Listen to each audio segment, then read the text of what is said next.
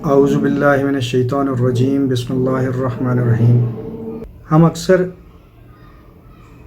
اگر کسی مشکل میں کسی پریشانی میں پھنس جائیں یا کسی کام میں اسٹک ہو جائیں تو ہم اکثر اپنے آپ سے ایک سوال کرتے ہیں وائی می، یعنی جہاں پہ انسان اپنے آپ کو بے بس فیل کرتا ہے، تھوڑا سا مشکل پریشانی ہوتی ہے تو ایک دم سے ایک سوال ریز کرتا ہے جس کہ وائی می، کہ آخر میں ہی کیوں، آخر میں کیوں اللہ تعالیٰ، میں نے تیرا کیا بگاڑا تھا، مجھے تک یہ پریشانی کیوں آئی، مجھ تک یہ مصیبت کیوں آئی۔ مثلاً میں آپ کو ایک مثال دیتا ہوں کہ ایک شخص تھا، وہ کہتا ہے جی میں نے خدا نہیں ماننا۔ مجھے کہ یار کیوں نہیں ماننا، آخر کون سی ایسی بات ہے جو تمہیں اس کو نہ ماننے پہ مجبور کرتی ہو، ہم بھی تو وہ سننا چاہیں گے۔ تو اس شخص نے ایک ذاتی نوعیت کا ایک واقعہ سنایا کہ میرا ایک بھائی، اکلوتا بھائی تھا، اس کو میں نے بڑے پیار سے لاڈ سے بڑا کیا، پڑھایا لکھایا، باہر بھیجایا، اس کو میڈیکل کی تعلیم دلائی، دھوم دھام سے اس کی شادی کی۔ تیسرے دن کار ایکسیڈنٹ میں دونوں ہسبینڈ وائف کی ڈیتھ ہو گئی۔ میرے ساتھ اللہ نے کیا انصاف کیا، how can I believe God, یہ مجھ تک ہی کیوں آیا، میرے ساتھ ہی کیوں ہوا۔ اس کو یہ تو پتہ نہیں تھا کہ 2 + 2 4 بھی تو ہوتے ہیں۔ ایک اس کے ماں مر گئی، اس کا باپ مر گیا، بیٹا مر گیا، بھائی مر گیا، یا کوئی نقصان ہو گیا، تو کیا اس کے ایک نقصان سے اللہ تعالیٰ اپنی ساری کائنات کے فارمولے بدل دے، ان کو سب کو غلط کر دے؟ تو فرینڈز، شکایت سے خدا کبھی نہیں ملتا، اس راستے پہ خدا نہیں ہے، اس طرح خدا سمجھ میں نہیں آتا۔ بہترین ایمان اس شخص کا ہے جس میں اس کے اپنے پرسنل ظلم و اظلام کا کوئی ذکر نہ ہو۔ ایمان وہ ہے کہ آپ مان لو کہ وہ ہر چیز کا بندوبست کرتا ہے، کھلاتا پلاتا ہے، اس میں کوئی تخصیص نہیں ہے۔ It's not that what happened to me is I cry out why me. No, you cannot know God by why me.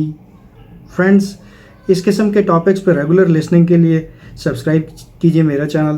انشاءاللہ ٹائم ٹو ٹائم ہم اس طرح کے ٹاپکس کور کرتے جائیں گے جو اکثر ایسے سوالات ہیں جن کے جوابوں کو ایکسپلینیشن چاہیے۔ So subscribe my channel and keep watching my videos.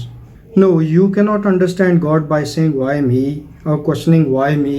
بھائی میں نہیں ہوں گا تو میرے جیسا کوئی اور بھی تو ہوگا۔ کہتے ہیں نا کہ دائم آباد رہے گی دنیا، ہم نہ ہوں گے ہم سا کوئی اور ہوگا۔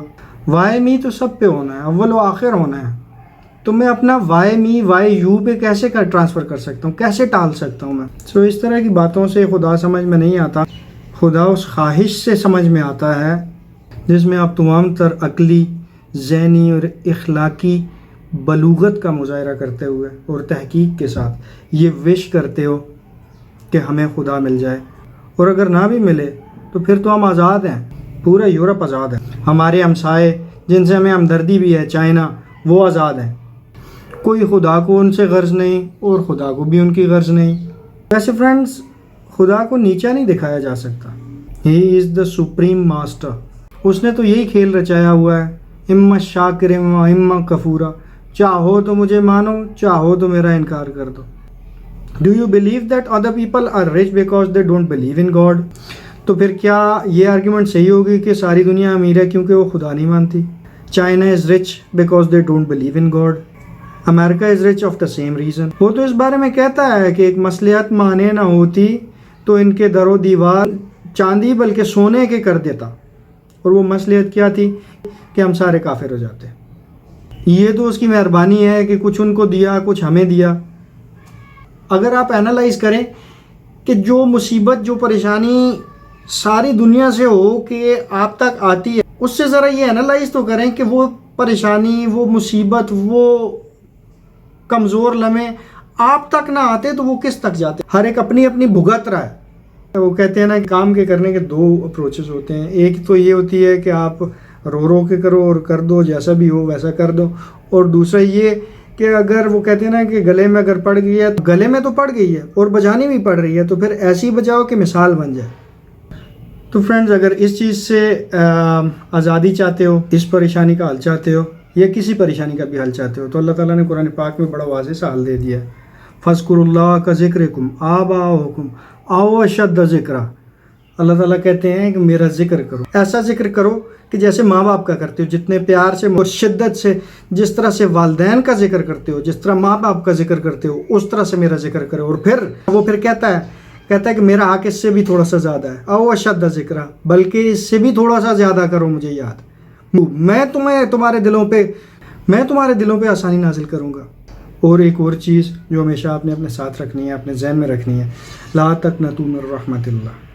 یعنی وہ کہتا ہے کہ میں سارے کے سارے گناہ معاف کر دوں گا، میں سب کچھ معاف کر دوں گا، میری رحمت کا انکار نہ کرنا. یہ سب سے آخری بڑی چیز ہے.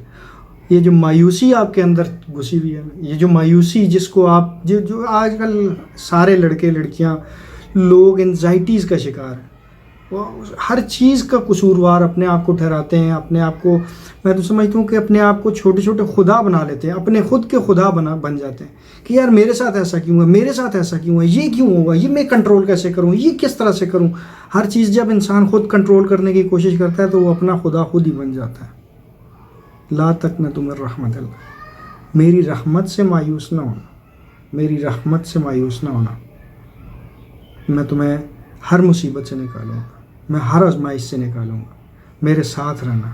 فرینڈز، راضی بالرضائے خدا آپ سیکھیں اور آسانیاں اسی میں ہی ہیں، خوشیاں اسی میں ہی ہیں اور کامیابیاں اسی میں ہی ہیں. تو انشاءاللہ بات چیت چلتی رہے گی، کرتے رہیں گے. Thank you.